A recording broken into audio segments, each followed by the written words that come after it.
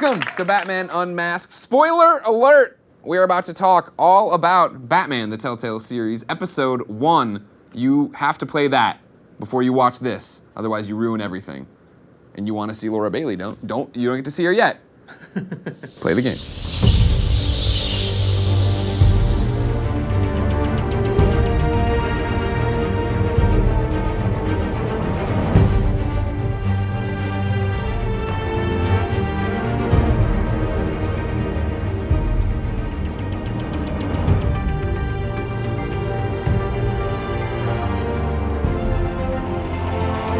I'm your host, Greg Miller from KindaFunny.com, but we have way more important people here.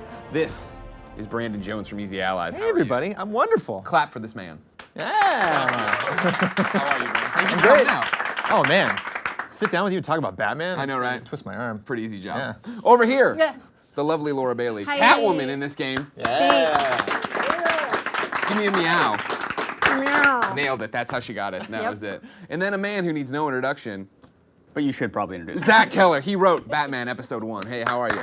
Doing good, thank you. Thanks for having me. So we have a lot to talk about. We're going to talk about all the decisions we made, how you became Catwoman, how you wrote it and everything else. But what I want to start with is Brandon Jones. Yeah. You're the most important person on this panel. Oh, well, okay. No pressure. To be clear, Telltale has paid you $0.00. Correct. What did you think of Batman, the Telltale series, episode 1? I liked it. I loved it. I thought it was really great. Ringing I endorsement. and I actually am very picky about my Batman. Batman's my favorite anything. He's my favorite character or series of stories and series of characters. And I get very picky about, like, well, what are you doing with this character? Or what are you doing? And there actually be some very bold choices. Right, that was the thing about, for me, playing it, where it was the fact that, yeah, like, they're taking what we know about Batman, but still twisting it. And then I hope they continue to mangle it. And I think it's a nice 50-50 share. You get the origin story of supposedly, you know, I'm assuming we get some origins moving forward in later chapters, but you know, some characters we introduced, they're already, you know, the characters that we know and love, and some we kind of get to see them come into the form that we assume they were going to, but we don't know. Yeah. And just I think right off the bat, you really set the scene that, like, we're going to change things. Like, there's going to be some things you might not be comfortable with as a Batman fan, but why not? I mean, we get an opportunity to tell a story here. Let's do it. Yes, I mean, was that tough to write, Zach? Because you have to go through and you have all these different decisions, and then there's so many choices that pop up, and I'm like, that's not Batman. Yeah. Batman wouldn't do that, and then but you can. I think the other thing too is that, like, there are so many generations of Batman fans and so many Batman comics and series that, like, we had to think about which fan was going to play this game, and we wanted it to be something for everybody. And there are inspirations from Frank Miller, from Scott Snyder, all the way up to here, but we also looked outside of that and went to, like, also like Mad Men and West Wing, and, like, what can we mash up to make our version of what Batman is going to be. And we wanted to express the wide range that is Bruce Wayne and Batman in the toy space. So it goes from as simple as, do you shake the hand of a villain who's in your manor, or how do you deal with Catwoman as well? It's like, you have a private life and a public life, and I think all is on display in this game. Yeah. Make out with her. You make out with her every time. She's dating my best friend. All right? This is true. You know what? It's a triangle. What are you gonna do? I'm gonna keep being the good Batman that I should be, not the Batman impaling people on pieces of rebar. That was like, that was insane. Like, when you get up there with Falcone and you throw him on that. I think one thing that was important for this game too is it's not just Falcone who was going to notice that. We want to make sure that Gotham was watching as well. So the choices that you make throughout the season, it's not going to be just like your friends and family. It's everybody in the city. You're literally changing the city with your decisions. Well, that's what was fascinating about it. I mean, leading into it with episode 1 of this show, Batman Unmasked.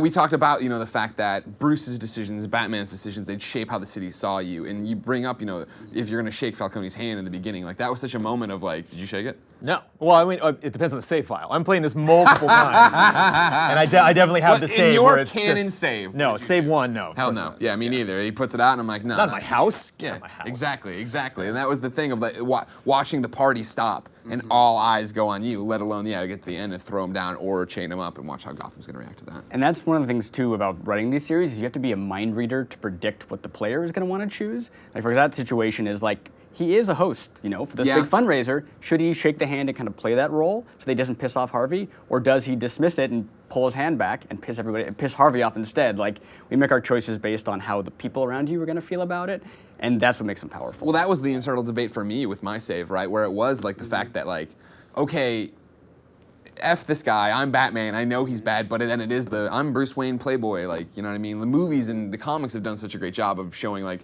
Bruce Wayne has to be this buffoon, right? But to actually be put in that shoe. And almost the more he plays that up, like the more, like mistakes that he makes, the more you would look at him, even if someone, because this has happened a lot in stories where someone will actually tell a villain, I know he's Bruce Wayne, and the villain won't believe, like, there's no way. That guy. That guy's too stupid. It's just, he doesn't seem like a strong guy. He doesn't seem like somebody who would, have the inner strength, to do something like that. So it's kind of tricky. It's like, do I want to make Bruce a villain because, he could, potentially pull that off, or is that going to, is that going to bite me later on down the road? Yeah, we'll see. I don't know. Yeah, I know. You never know with you guys. What's kind of fun too is that like in the Batman legacy, it's like, does Bruce ever admit to anybody that he's Batman? And you're gonna be able to play that in some capacity. It's like, how much do you let that inner rage like boil to the surface, or do you keep it hidden from everybody else? Well, that was the toughest part. I mean, in the billiards room, right, where Falcone's talking to you and he's insulting your parents. Like, I'm taking it personally offensive. Yeah. And I'm like, no, get the hell out of here. You know what I mean? I started getting agitated playing.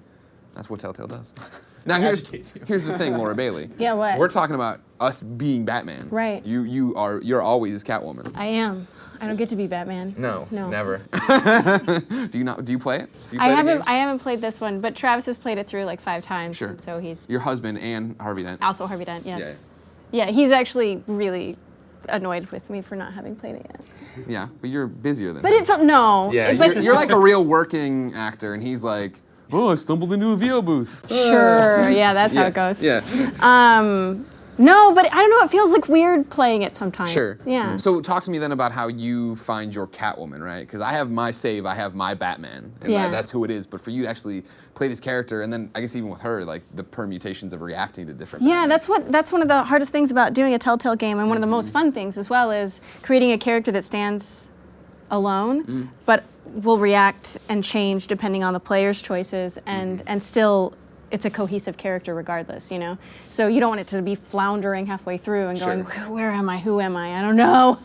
What did Bruce do early? I don't know who I am. Yeah, it's fun.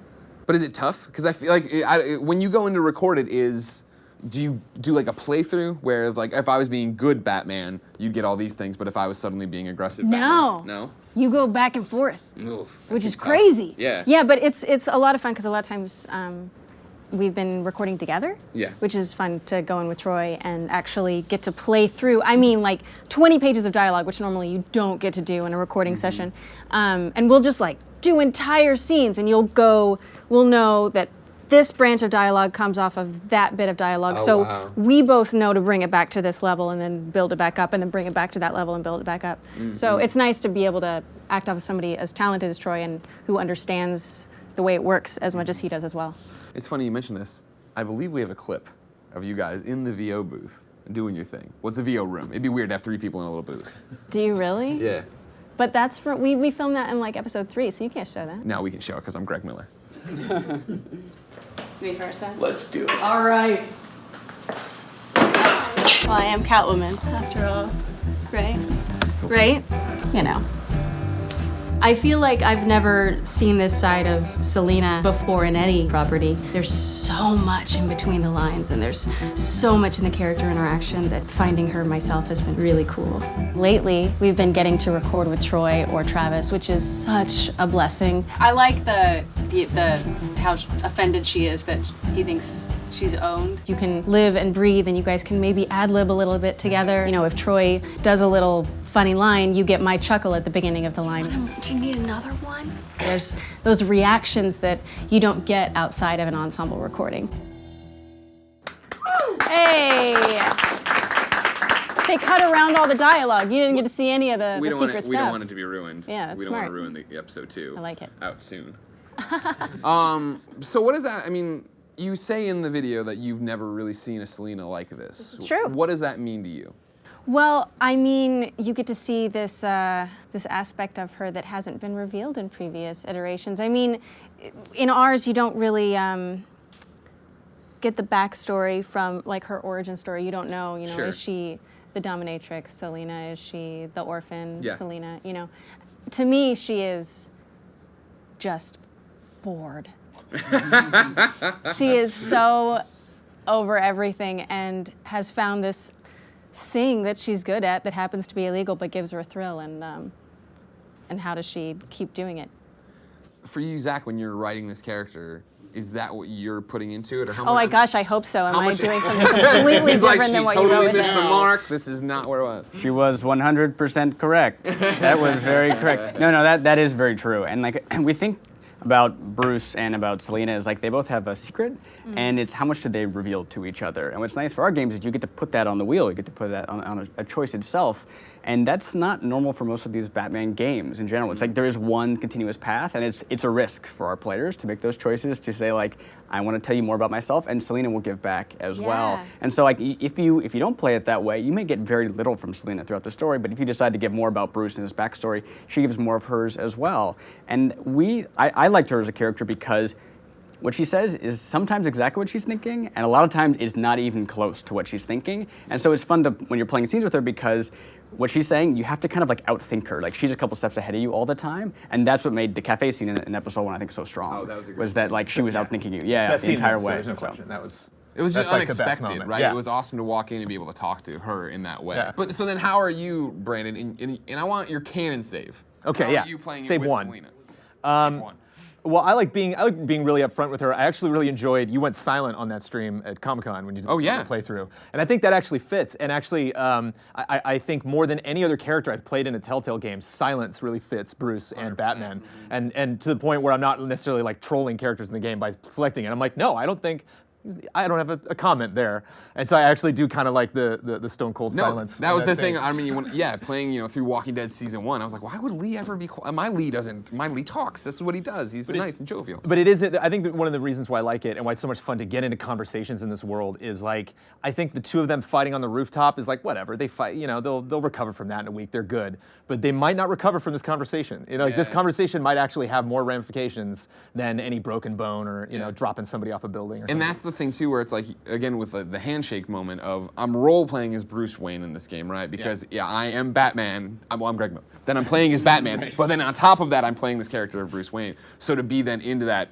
cafe scene, to sit down and drop the guise of Bruce Wayne and be there and be Batman without the mask, that's cool and that's psychological. So different. Yeah. I wish we could do that all the time because that scene was really difficult to write. So silent, I should have just done that the entire way through. Right? It would have been really easy. You really could make you could just fly through the whole episode and be done.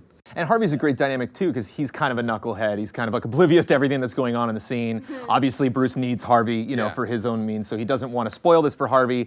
But you kind of got a sense that he's kind of being casual about it because he's like, "No way are you going to pick up what we're throwing down right now, Harvey." Like even if we said everything right in front of you, you'd be like, "Huh?" Like so, I kind of like it shows that Bruce and Harvey, do have this friendship, but it's not that strong. He doesn't trust him enough to give him this information. Yeah, and that was the fun thing too of like having that backstory play out where when you show up at the party and you start talking to Harvey and you realize they're friends and they are this dynamic that you don't see enough of, I feel, anymore because obviously Harvey's character is so far along in the comics or in the movies, we know it's going to be. But to get there and have it be this friendship role, and then I was doing it when I'm playing that first time, I'm like, what does he know? Does he know? What does he know? What do I know? It's my favorite Harvey since the animated series, definitely. Oh, yeah. Take that home to him. I agree. Travis agrees. Yes. Yeah. But then, Travis will remember that. is it fun for you then, Zach, as you're writing that, to play with those expectations? Because that's the thing is I feel like we all thought we knew what the world and characters were going to be, and then when we got the pieces on the board, things started changing. I think that's, especially for our first episode in a series, was really important, is to set what is our version of that story. Like, who's Harvey, who's Bruce, who's Oswald Cobblepot, who's Alfred. Right. And so that's what our 101 did, was set up who all these people are. And we started this story in a time when they haven't gone down the path of being Two-Face or being the Penguin, and it's very player determinant. You can push them kind of one way or the other. And that's what was fun, is you get to see Bruce and Harvey Dent just kind of like chatting it up and drinking at a party, and you don't normally see that. You get to see him hang out with Oswald Cobblepot in a park and they're buddies and they're kind of like childhood friends. That's totally different. Yeah. And so we lit a bunch of fuses in the first episode that are gonna pay off much larger in later episodes. So, but that's what was fun for me, was like, who Harvey Dent is going to become, but maybe with your choices, he's not going to be exactly that guy. So. That's fast. So the statue in the park, that's Oswald's one of his relatives or Yeah, grandfather? yeah. I like, again, it's like, I love how because again, I get very emotional when I experience anything Batman. I'm just like, okay, what are you doing? Or if you're gonna ruin it, let me at least see what you're doing. Let me say, oh, okay, I see what direction you're taking this in. It might not be the direction that I would, like the story to go in.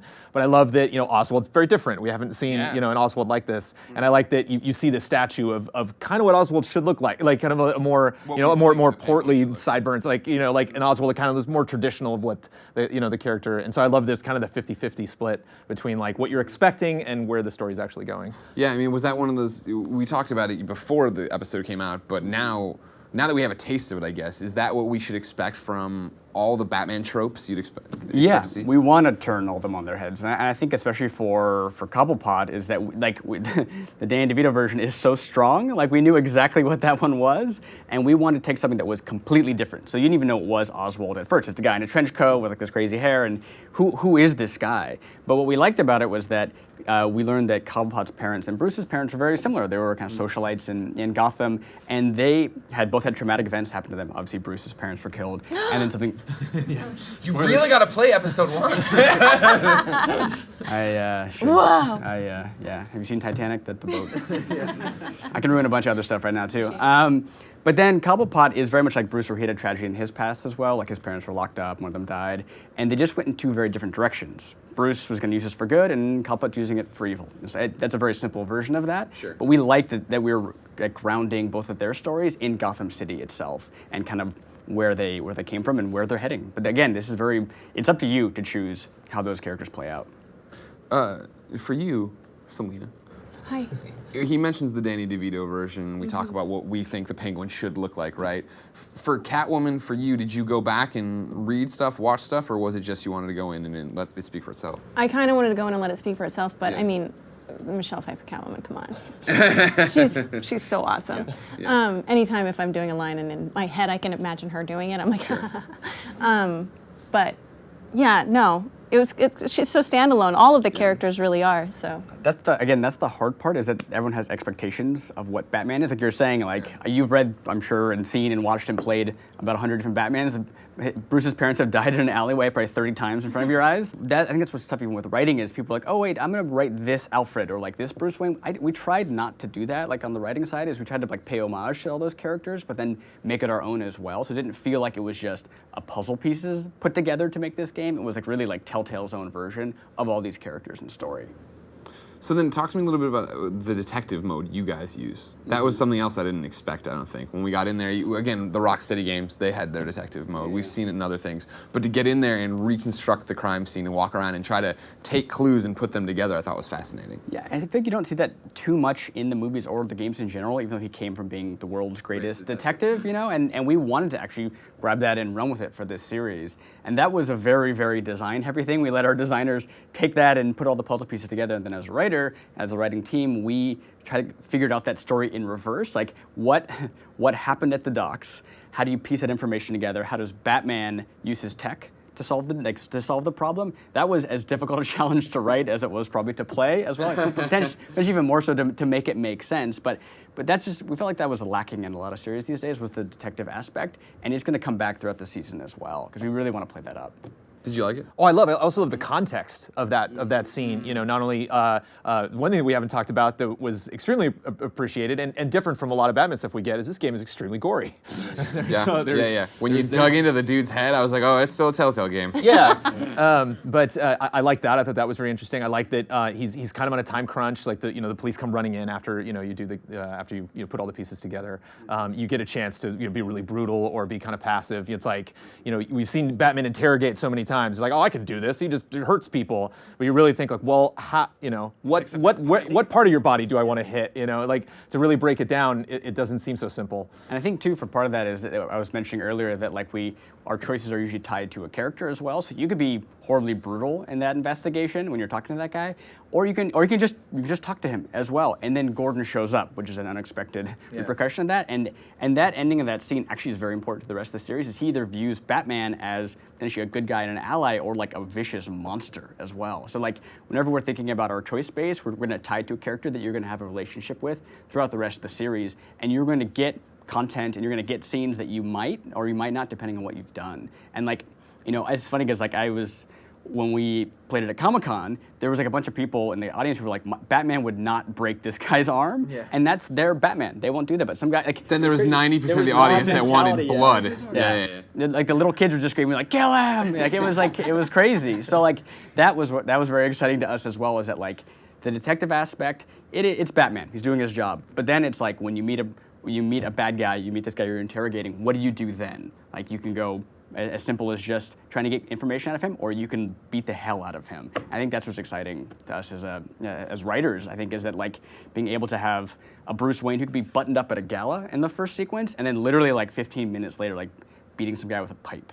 Like, I think that's that we're going to run the gamut with this character. And even the comics, I think, you know, there is kind of like, they hit the reset button when a new issue comes out, and it's like, well, Joker's back in Arkham, everything's kind of reset, they're just back, and they're just these characters. And so it is interesting to get the sense that, like, the more brutal you are, that's not going to go away. Like, citizens will not forget that, police will not forget that, you know, certainly Falcone and the villains will not forget that. Is that one of, I mean, for, you know, I've played a lot. I'm sure everybody at the panel and this audience over here has played a lot of the Telltale games. Is this do you view this as one of the ones that's deviating the most in terms of playthroughs? Because before it was like, you know, I'm Lee, I'm Clem, I'm doing this, I'll do that. And like there's little changes, sure. I always talked about like a coloring book, right? We had the same picture, we just shaded it differently. But it really does feel like with this that if I'm gonna be brutal Batman and Laura's gonna be super nice Batman, we're gonna get to a point where it's like, oh no, this isn't how it ended for me at all. It's going to be definitely the most branched game that we've made, especially with the character relationships, which I think we're doubling down on this one, because plot points, like, you know, the story could be slightly different, but people don't really respond to that. It's like, does Catwoman want to come see me, or does Catwoman hate me? That feels a lot worse than like,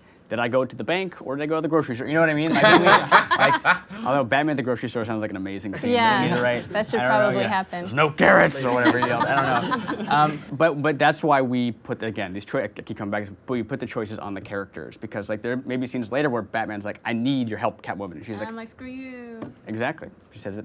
Just like that, nailed it. Screw you. Yeah, screw you. That's But actually that- how we recorded. It's perfect. Yeah. Yeah, it's good. That's why I love Batman, is the characters. That's Yeah. my favorite, you know, the style is great, the gadgets and the action and everything, but just the interesting relationships when you really dig deep and find out what's going on underneath the surface. You know, there's amazing books they've written on psychology of all of these villains. It seems really cut and dry, but like they're very complex, realistic characters. Like there's people, you know, unfortunately like these people that are, you know, on planet Earth walking around. Yeah. There's a Mr. Freeze. Yeah, Mr. Freeze is out there. He doesn't have the science yet, but he's out there somewhere.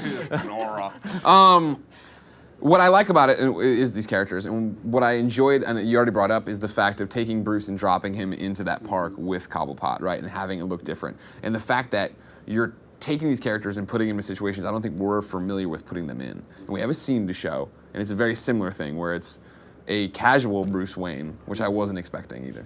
So let's see this clip. Selena, I need to tell you something important. You should have just killed me on that rooftop. You can't just leave. Innocent people will end up in the line of fire. Bruce, sweetie. The gallant knight thing, it really is adorable. But what would Harvey think? The two of us working together. After all. Selena Kyle, Penguin says hello. I'm not really an all work and no play kind of girl. Seduction. Bruce Wayne in a hoodie. I like it. I mean, spoilers, that is a dance-off. Oh, that's how it comes in? They do the bat dance? And They do run the- up and then they just We start motion dancing. captured all of it. Yeah. Yeah, it's really fun. Now, Laura Bailey, What? thank you so much for coming. It's a Hey, pleasure. thank- It's a pleasure. Don't worry. thank It's great to have you. Right there, we get a look at, I think, what we think of Catwoman, right? She's on the fence. She's getting ready to leave, it sounds like. I don't know what's Yeah. happening in the scene. I wasn't in the booth. It's true. Is that, Can you take it at face level? You don't know. Is that your playthrough? You don't know. Keep going. is that fun to play or hard to play? A character that operates in the gray area, right? Because we were talking before, like, if Catwoman's ever put with the rogues, you're like, no, that's not really where she belongs. She's somewhere in the middle here. She's neutral. She's true neutral. True neutral. She's not lawful good. She's not chaotic evil. She's right there in the middle. Is that fun to play? Yeah. If you, it's the most fun to play somebody who's like the anti-hero, right? Somebody who does bad things, but they also do good things. That way you get to play both sides of the fence. The fence. Yeah. Okay, good. And Yeah. she's helpful, I think, for Batman, because there's some people who are gonna like. I think the first choice with Batman and with Catwoman is she's like, why do you do this? Yep. And it was kind of, we wanted again to set expectations that this is going to be different. You can say like, I'm doing it for Gotham, yay! You're like, oh, great. And she can then dismiss that, which is really like that's the best part about Catwoman is that like she's not doing it for good, really. She's not doing it for evil, really. She's right down the middle, which is perfect for our games as well, because as I said, you don't know what she's thinking. And for Batman, it's like she could push him either way. And push him down the dark side or push him into the good side as well. And like I think that just makes it a lot of fun. Yeah. She could be really vulnerable, and she's just playing this like catty sort of thing because she doesn't want to reveal it. What I don't like about it is the fact that well, the voice. But what I don't like about it, I'm kidding. You're very good. You're very good. Okay, my apologies. No, what I like about it is that you set the expectation now that nothing's sacred, right? Like when it initially comes up that the Wayne family might have been involved with Falcone, right? Like, no way, not even possible. Yeah. Are you kidding me? And then at the end, it happens. You're like, oh, mother, God, what are you doing to the Wayne legacy, sir? You know what I mean? Yeah. So that's the whole thing of like, it seems like the traditional Catwoman so far. Okay, she's going to be in this gray area and do it neutral. Maybe she is playing with my emotions. Maybe she has her own head games. But like, I worry what that's going to play out like in episode 3, 4, 5, where we go with that character and what happens to her. Yeah, and it's especially with the Wayne family legacy, like that was the hook initially. That was the original pitch for the season, because we have, as I said, we've seen every crime alley that has ever been made and every possible iteration of it. We've seen so many different versions of Batman, but we hadn't seen this, oddly enough. We hadn't seen one where the reason he became Batman is now in question. And that was like a really exciting place to start our story. It's like, well, what do you do when the thing that's the most important to you has been taken away? Like who are you going to become in that situation? And it's kind of a hard speaking of reset, it's a hard reset for like the city in a lot of ways. Like basically all these villains are coming into themselves. We have Catwoman, who's not exactly a villain. We have Harvey Dent. We have Oswald Cobblepot. At the same time, Bruce is questioning why he's even here in the first place. That is a great place to start for 8 more hours of content. You know, like it just opens up the world of like, well, what do you do now when everything is in question, when everything is gray? And you don't have the answer. They start to throw these accusations at you, and you're like, I don't know. I guess I just got to trust my parents on this one. Like, And so that I think was the most uncomfortable that I felt during part 1, is being like, I want to stand up for my parents, but I don't know. Yeah. I mean, like, you know, like that. I'm like reading a little bit into the writing. It's like they probably are crooked. I see what you're doing, Telltale, but like, you know, we'll see. I mean, I might have made a wrong choice. Yeah, I might have me made too. them crooked by pressing B. Whoops. I was just looking for the option. They're just like, they're old and dead. Who cares? Yeah, exactly. Does it really matter? I'm building this thing with. Silent. Yeah, just silence. Yeah. I made this house. We're gonna fix Arkham. Doesn't matter what's happening anymore. Brandon, what do you want as a Batman fan?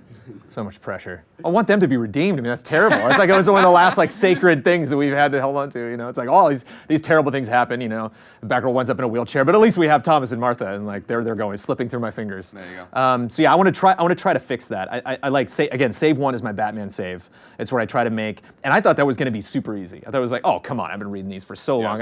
Just throw a question at me, and like I was really struggling with like, boy, I don't know, because I'm not Batman right now. I'm Bruce, and everyone's looking at me. You know, and so. I think seeing if I can do that, seeing if I can and wrap that up, you know, and I'm sure I'll be satisfied with the story. But like, am I happy the way, you know, would I want this to be my Batman? If this story continued and I read that comic for years and years, would I still keep reading it? You know, would I still be interested in this hero? That's what's scary, is I'm making the choices as my Batman. Yeah. And what if we do get 3 episodes in? I'm like, oh man, I screwed this up. Way to go, idiot. Yeah, stupid Batman. But I think too is that like even if you can't change some of the things, like some things you just are unchangeable. That's how life goes. But you can potentially come to terms with what happened. You know, so it's going to be interesting is that you as a player in person are going to have to come to terms with that as well. Like maybe Bruce can in the story, but maybe you have to, or maybe he has to, just as life would go.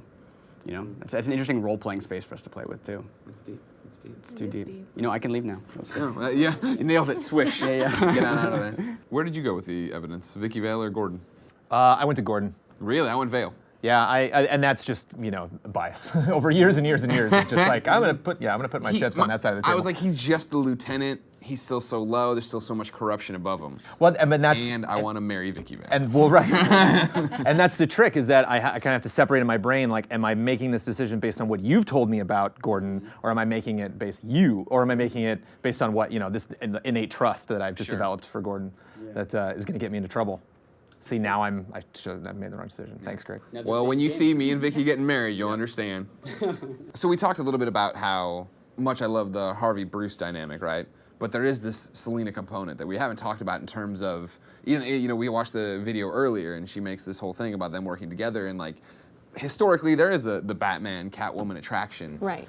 How are you writing it in terms of Telltale, and how are you performing it, this love triangle that you guys have going on? So that's something we're definitely exploring in this season. Is we have Vicky Vale, we have Selena Kyle, and we have Bruce Wayne, and now actually it's almost then we have Harvey Dent as well. So there's a lot of people. Now it's Love Square. Now it's Love Square, Gotcha. which is a whole new concept we're introducing here. No, but there is the possibility of this in our series. I think it's one of the first times that we're doing that as well, and.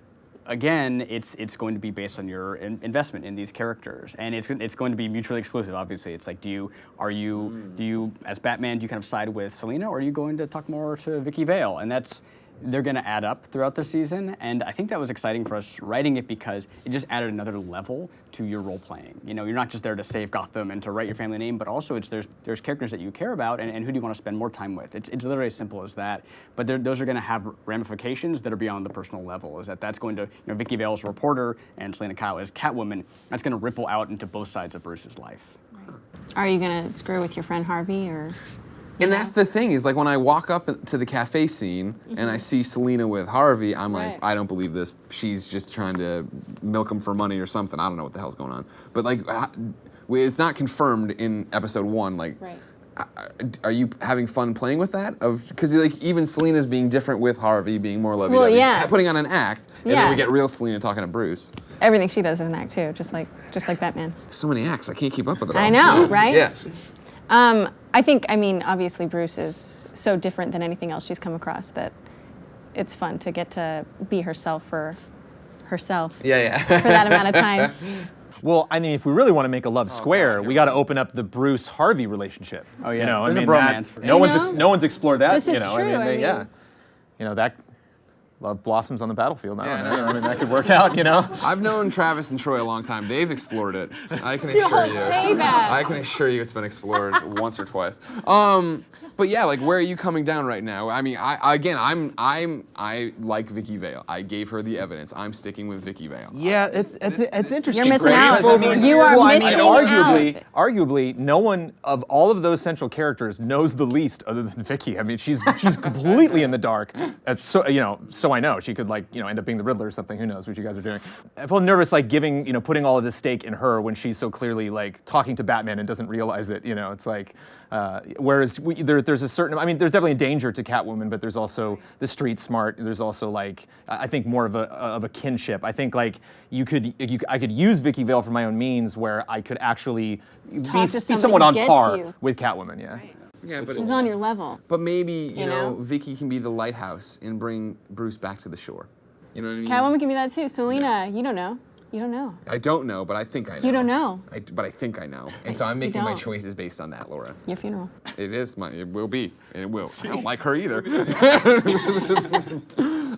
So we're talking about Vicky in the context of the evidence. Talk to me a bit about your Gordon, because we didn't get to see a lot of him, but he did pop up. Yeah, and I think one other theme that's kind of been prevalent in this series is it's early on. It is Batman's early years, so with Vicky Vale and with Gordon, like he's Lieutenant Gordon right now. He's not commissioner, and Vicky Vale was just a reporter. Like, and Bruce and Batman, like it's his maybe first couple of years doing it. You can tell that there's a mythos around him, but like, and not many people know what Batman is doing. And we wanted to explore that with Gordon as well. You know, what are like if you double down on Gordon and you give him this information, is that going to make him commissioner somewhere down the road? I don't know.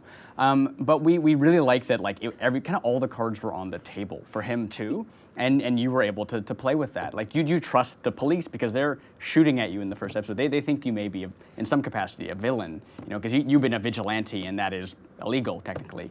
And how does Gordon feel about that? And your decisions are going to inform that. If you break the guy's arm, Gordon, and then you disappear on him right afterwards, which is a very Batman move, he is not going to be happy with you later in the season. Yeah, the ones where I was rough and then Gordon popped over, I was like, I'm sorry. Bye. Sorry, Dad. Sorry, Dad. Okay, bye. Don't mean to piss you off. Bye. Take care of Barbara, who I assume is there too. Yes. Excellent. Excellent. But that is interesting. I can't recall any like Batman story I've read where you pit Vicky Vale and Gordon against each other. You know, like there's not two characters you really see as like trying to make a decision between either or. But it is kind of fascinating when Bruce and Batman doesn't know them. You know, it doesn't really have a relationship to build on, and so you got to start somewhere. You build it. You know, it's like, and this was we kept it as simple as like, one is who do you trust more, and then also is it the media that you think can take down Falcone, or do you think it is actually the police? Like it's as simple as that right off the bat. But then as you said, you're starting the first bit of investment in that character. And No in way that the police relationship. can do it. The police can't do it. There's no way. No way. There's no way. You picked wrong. I gave it to Vicky. You're looking for the short fix. Maybe Vicky. You know, will be you're police looking for commissioner. you want Gotham to be saved tomorrow, Greg. It's not that simple. It's true. You got to invest long haul. As Taylor You gotta- Swift you gotta- said, you gotta install that bat Band-Aids signal. don't fix bullet holes. Perhaps I went with the. Especially not the first bullet hole in this story, for sure. No Band-Aid's gonna fix that. Nothing can fix that bullet hole. Gordon just puts a little. Yeah. It's a Hello Kitty for some reason. I don't know why. Yeah. So Brandon, being a big Bat fan, what was your take on the things we come to expect with Batman, the Batmobile, the Batcave?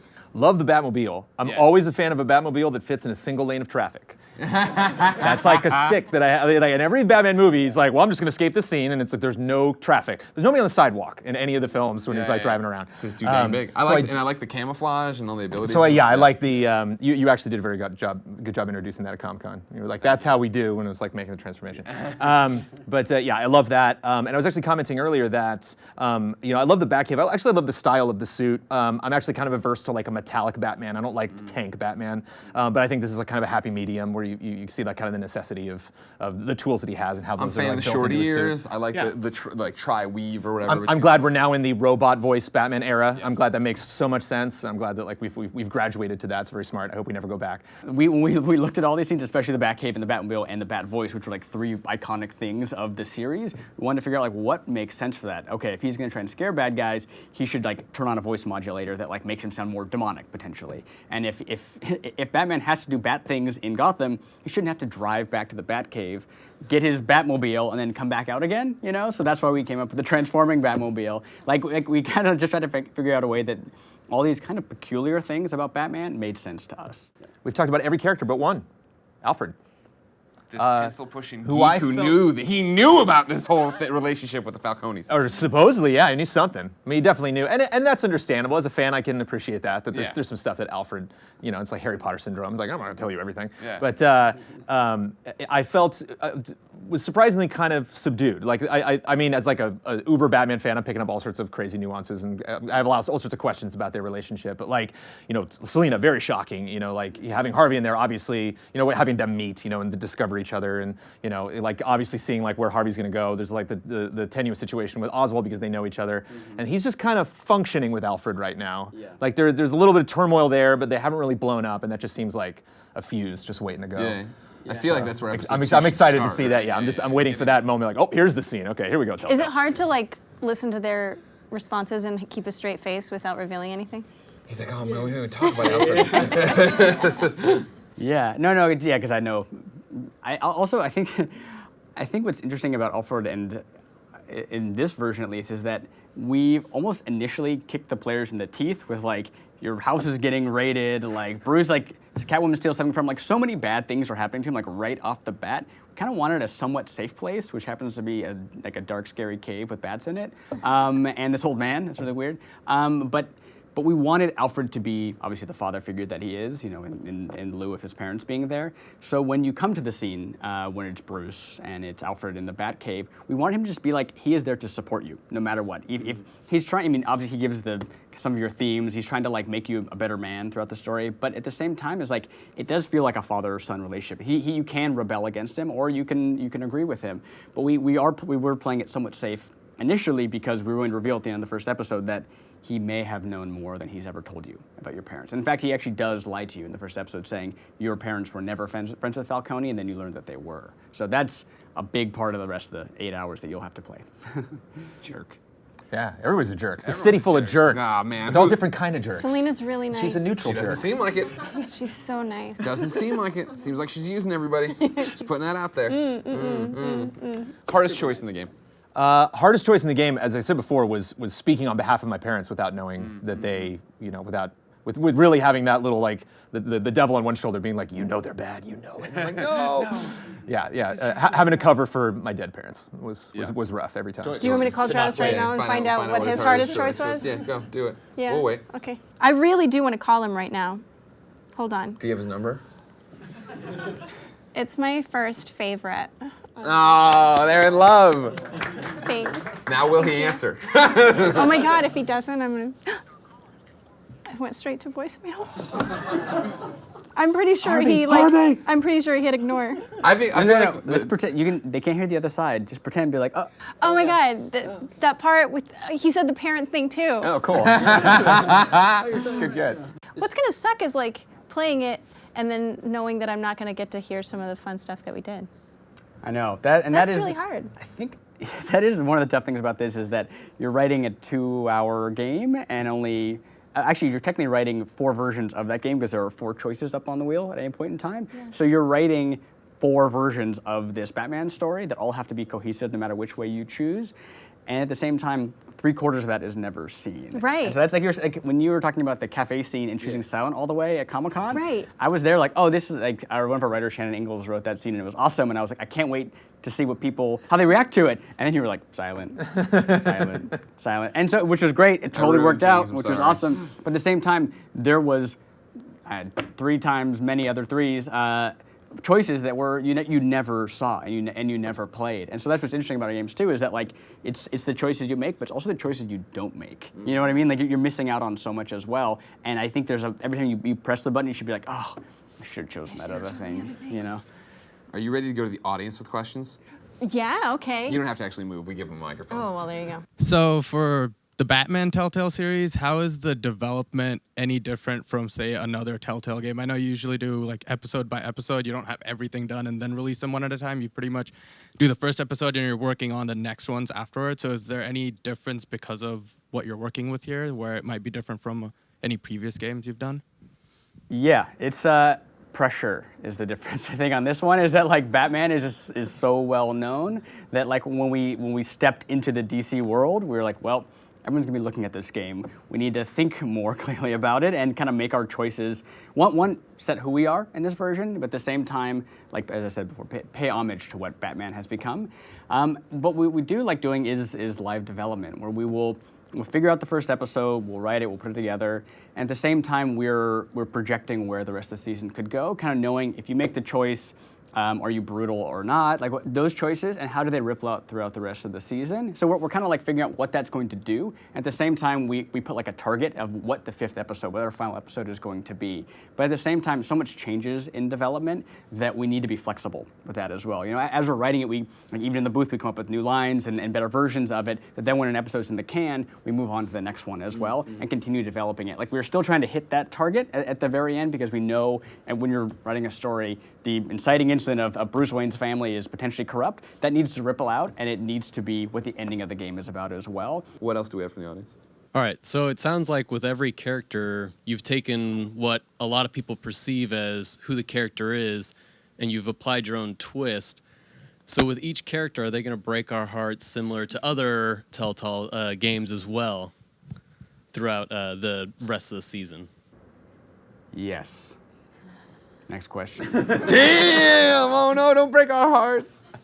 What are they gonna do? What are they gonna do to you? Do you know? How far ahead of you do you know right now? I mean, we're on episode 3. We've recorded episode 3. All right. I know, so it's hard when you're asking me questions. I'm like, yeah. We know you live that long. Well, we know she's still alive. Yeah, exactly. Oh, all right. like, guess said that. Did I spoil it? Well, you can potentially be alive. Potentially, I could be alive. Yeah. Good point. Good point. Yeah. Every save's different. I'm gonna try to keep It's so true. hard. No, it's so true. Next question. For the two of you just playing the game, what is the twist you're hoping for somewhere in the rest of the series? Well, this is terrible because I'm way into advertising and trailers and such. we know we're gonna get the second episode that's gonna build the characters, and like you know, something horrible's gonna happen with Harvey. I wonder what, and you know, something like maybe like they'll save Penguin, you know, for part 3. But you know, you're gonna get that Telltale trailer for part 3 or part 4. It's gonna have a little laughter right at the end. And but I really like that, and I really respect that. It's you know, it's like when they make an X-Men movie, they gotta get Wolverine in it right away, you know. And I bet it was like really tempting. It's like, let's just get Joker in there. Come on, just right away, you know, because everybody loves Joker. I love that he's not there. I love that we don't get this rogues gallery right away. You don't throw all of these characters at us. And so yeah, those are the big twists that I'm just kind of like, you know, looking at 1, 2, 3, 4, 5, being like, when are they gonna parse out these? It's got to be the last characters? episode, right? To tease, like, I assume a season 2. I assume this thing's. I don't know. Is this performing Telltale? Is this a game that's selling that you might make another one? We're gonna get thumbs up that it's. Because as a Batman fan, if you try to float Joker as like a smaller character, I really respect that. It's cool. Again, it's doing something that people haven't done. You know, maybe having him there, that like they bump into, you know, the pre-Joker and don't realize it. Don't you know? As a person experiencing the story for the first time, you don't really think anything of that character. But you know, longtime fans are like. Yeah, that's going to become something interesting. Yeah, that's the thing with when you talk about like twists. Like I don't know. Like I'm so into seeing what Telltale does with it on their own in terms of it. I mean, they've already started turning things ahead. I think it'll be awesome if Harvey never becomes Two-Face.